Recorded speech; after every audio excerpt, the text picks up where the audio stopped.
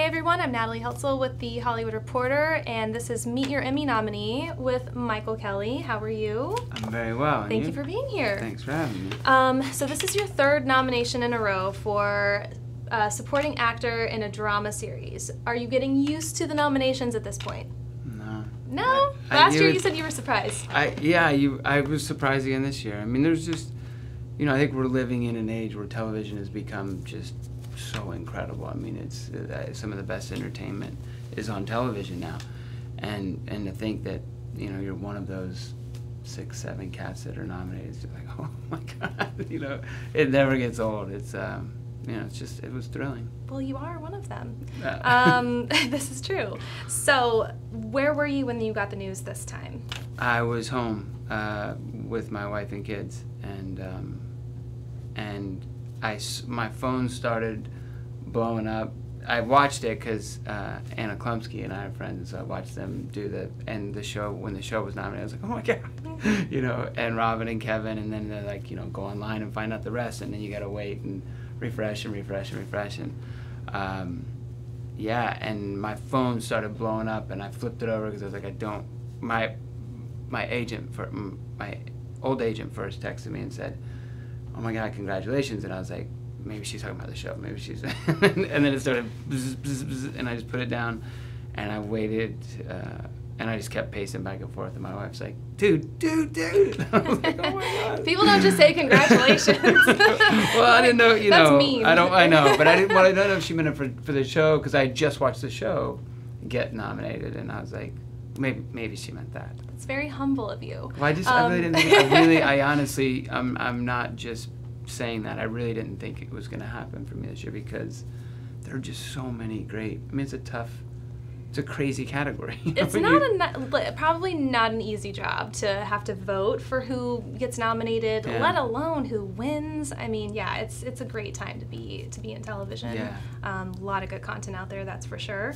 So is your day just a constant barrage of texts and calls? And yeah. When does it end? How is the energy for you personally, just all day when it happens? It's just, it's so cool, because, one of the greatest moments for me, God, I even get a little choked up thinking about it, but when I talk to my mom and dad, who have been so instrumental in everything for me, so supportive from the day I decided I wanted to do this in college, they've been behind me 100%. So telling them, getting to tell your mom and dad is like, it just, that's special. And then my brother and my sisters are also so incredibly supportive in talking to them, and then your whole team, and it's just, it's an incredible feeling, man.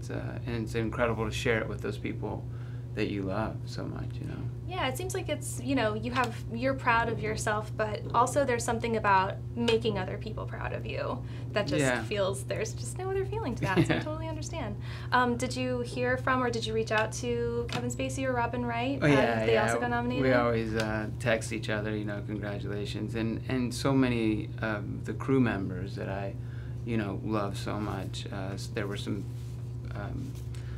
reciprocated texts saying congratulations to them as well, but so many other crew guys and girls that just texted out of the blue saying, oh my God, yay, it's nice. You text with your crew? Yeah. That's really nice. Yeah, I love my crew, and it's been, it's 5 years with those guys, and so we've become, a little family there in Baltimore, and I love going to work every day. Like, I love it. I love being around those people.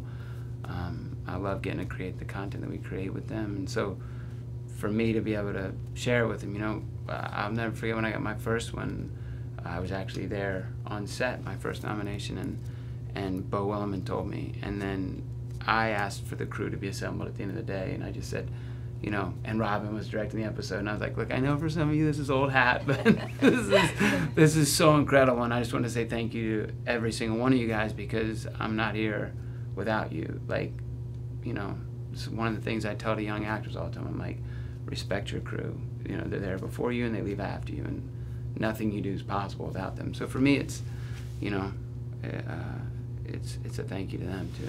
Yeah, well, it sounds like a great family, like you said, on set. So you film in Baltimore, but you live in LA. New York. Or you're in New York. Yeah, Okay, gotcha. Yeah. And let's see, since this is about meeting your Emmy nominee, maybe some people don't know where you started out. So what made you want to become an actor, and what was your first acting job? What made me become one was an advisor, a fluke in college. I went to see my advisor with my political science schedule that I had a dream of being an attorney, and I handed him what I wanted to take for the semester, and he was like, you will fail. You cannot, because I want to get the hard stuff out of the way.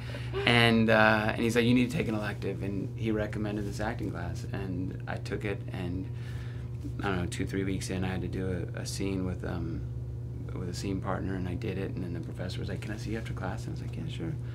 And she was like, how long have you been acting? And I was like, oh, I've never done this before. She was like, you have something. And she really, woman's name was Sandy Shackelford, and another professor there, Chuck Wetzel at Coastal Carolina, they nurtured me, and there wasn't a lot of people taking theater there at the time. Now it's a big program, but I was the first person to graduate with a performing arts degree from Coastal Carolina, because they literally they figured how to do the program out while I was studying, because I had such an interest in it, and they were working towards it, but they rushed it, and it took me 5 years, but I did it. Hey, some people never do it. Right, It's so, not too shabby. Yeah, but they were instrumental in that. And then my first professional job out of college was, before I even left, I booked it was a children's touring theater.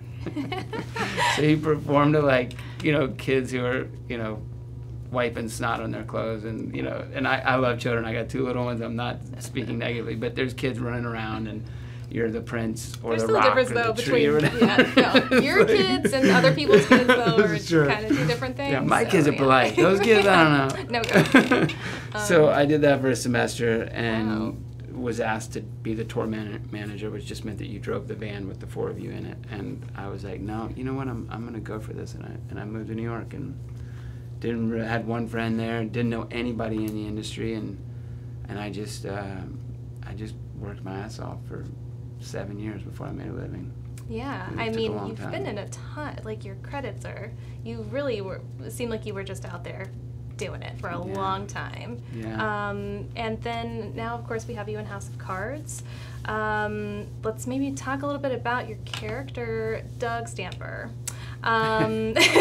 Wait, first of all, I want to know, I think we asked you this in an article, but since this is a different audience, can you just maybe talk a little bit about what it was like filming this last season while the 2016 U.S. election was happening? God, we don't have to get too deep, but I'm just curious, because it's a political show. It was crazy. It's always been crazy to be on a political show, and myself, I'm very involved politically, but to actually film the election during what became the craziest election of our lifetimes, it was wild, because you get up in the morning, and I'd have on one of the channels, just following it. I was so obsessed with it, and then go to work, and it'd be on in your trailer, and you would go into the makeup trailer, and CNN or MSNBC or whatever would be on, and then you go to set, and you talk about it all day while you're filming an election.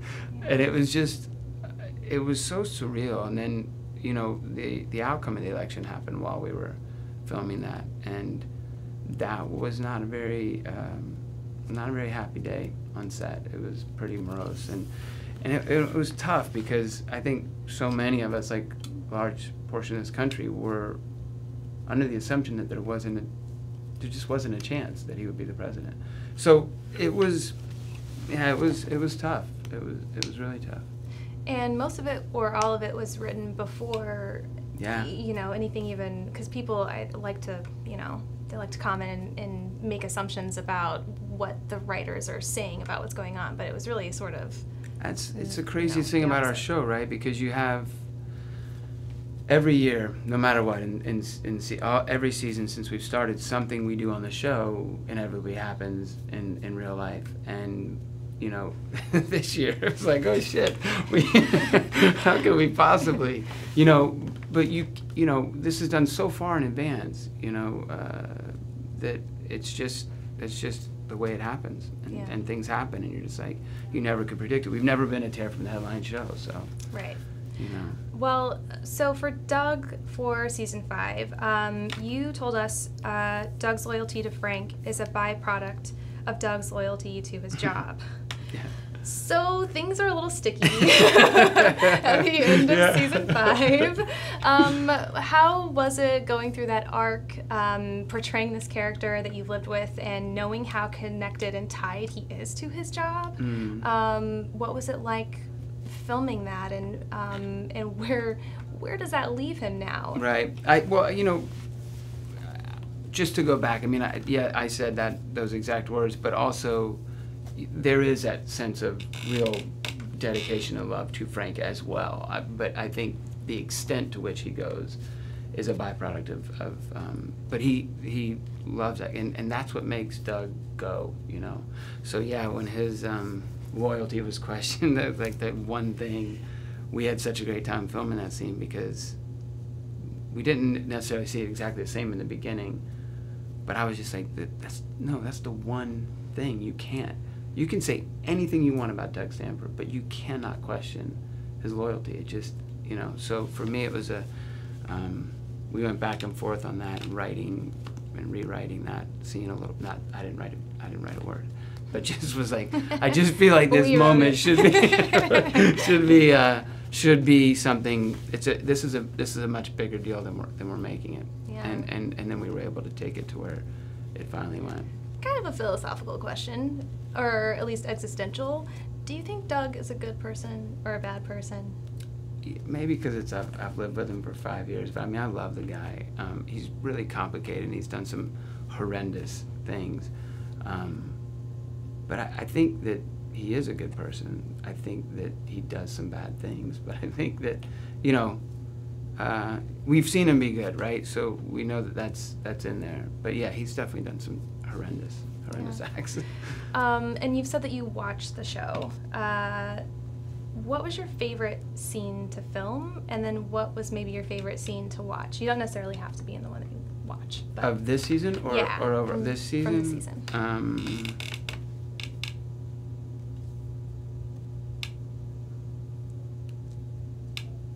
I don't know. God, that's a really good question. I mean, that dinner scene. Maybe hooking up with Nev Campbell. Oh. That's pretty cool.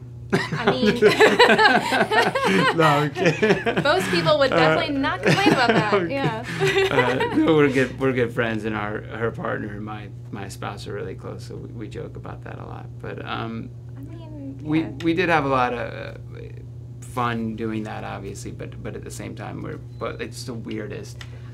Most uncomfortable thing at the same time. You can't tell on camera. Like, honestly, watching it, you know, the political stuff is what it is. But for me, it's a lot about the relationships. Mm-hmm. And whenever you see that relationships are blossoming, and then especially that scene, it was just like you're glued. It doesn't look awkward at all. It's so funny. Yeah, no, Agnieszka was like our director. Agnieszka, she's this lovely, incredibly talented director, and she was like.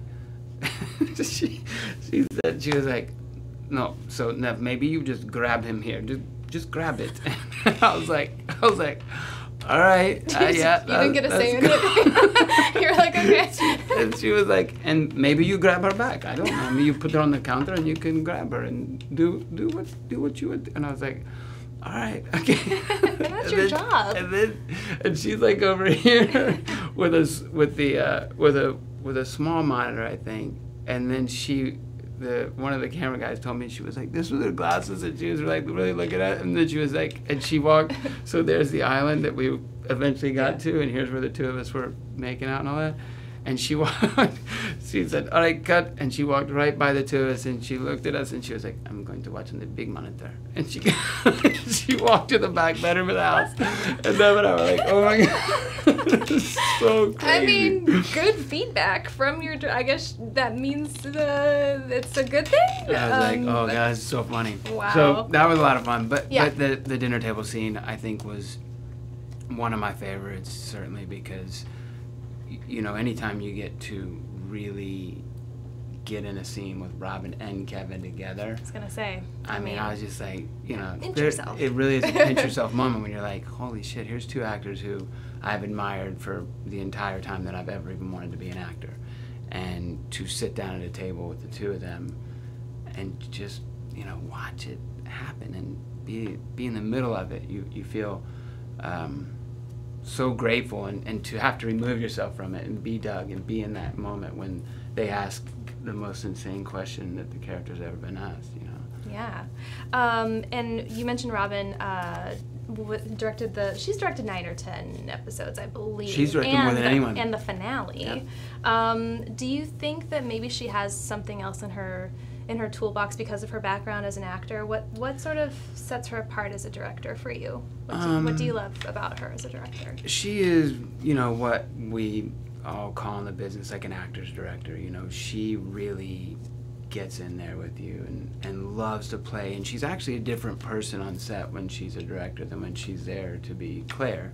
So you see this, you know, like really young woman running around in Converse and Levi's, like just giddy about it and loving it, and like really just challenging you as an actor and asking you questions and making you explore things that you might not otherwise explore. So for me, it's an incredible treat to be directed by her. She's amazing, and she has now directed more than anybody else. James Foley had the most, and she's now past him. Legend. She is just, yeah. She is. I love her. She's having a great year. Wonder Woman. I mean. Yeah, she's great. So a couple more questions about Doug. Just because it's just such a interesting relationship that he has with Frank. Mm-hmm. How far do you think he would go? Like, I mean, past murder? Frank, I mean, well, on that note, so he does say, if she doesn't pardon me, I'll kill her. Mm. So hypothetically, if he asked Doug to kill Claire, do you think he would do it? I mean, he probably, yeah. He killed a woman he loved, and for whatever weird way that was with Rachel, right? But he loved her, and he was able to kill her. I don't think he really loves Claire that much. You know? No, probably not. The only time, you know, Stakes are a little higher, and it's a lot of fun to play that those scenes with Robin that we played in the past, where we really get to go at each other. Not volume yelling, but the two characters challenge one another. Yeah, I mean, he probably. This is a really a question for the writers, I guess, but I don't. Yeah. I'm just curious what you Probably. Yeah, he murders. It'd probably be a little harder than Rachel, but yeah. Do you think that Doug would vote for Frank over Claire? Oh yeah. For sure. Yeah, I think that, you know, I think he does honestly believe that Frank Underwood is the best person for the country. You know, I think that he no matter what we do together, he has the firm belief that, like Frank believes, you know, they're like children and they need him, you know. Yeah. My last question. Mm-hmm. What do you think Doug would do if he had to have any other job? Is he qualified for anything else? He's so good at this one. I don't know that he could do another job because, like I said before, it's what makes him tick, right? This is what he's got to be in that game. You know, could he be in a different world, you know, money or banking or whatever, and maybe do the same devious thing? Yeah, like they're equally bad, right? Yeah, I can see that. Maybe a detective? I don't know. Maybe it's just because you played it. No, he would do bad things. He would just, yeah. Yeah. It's tough. That's a good question. I was talking to my husband's a huge fan, and he was like, what would Doug do if he wasn't doing this? So, you know, I was like, that is a good question. I think he'd have a tough time. Well, thank you so much for stopping by. Thank you. Congratulations on your 3rd nomination. The show's amazing, and good luck on Emmys night. Thanks. We'll all be watching. Oh, it's and gonna be fun. For everyone else, stay tuned to THR.com for all your Emmys coverage.